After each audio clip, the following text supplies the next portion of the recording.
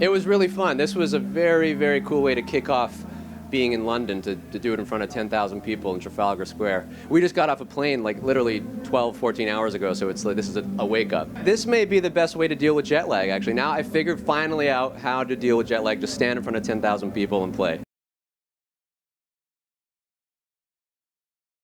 You know, it feels really good to be here in London with it because from the beginning of creating this piece, we always knew that we wanted to take it to London. I mean, Burt loves this city, people love Burt here, and so we actually started talking to David Babani, the artistic director at the Menu Chocolate Factory, very early in the process, and we were always sort of talking about the possibility of doing it here, and the stars aligned, and this summer made the most sense.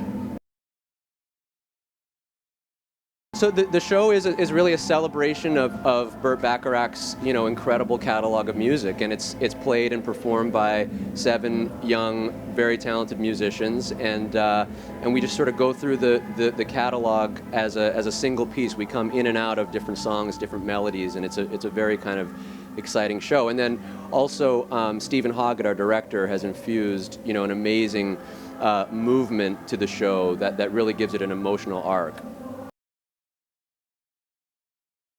The way we reimagine the songs is I just sort of arranged them from my perspective. I mean, I wanted to stay very, very loyal to the melody and the chords and everything that Burt originally created. The only difference is that my musical influences are different from his. So, you know, for example, I take out the flugelhorns and import electric guitars. And the great thing was that I started showing Burt the arrangements as I was creating them to get his approval. And very nerve-wracking process, but luckily he liked it. I don't think my hands have ever been sweatier when I pressed play on the demo of my arrangement of his music in front of him in his house.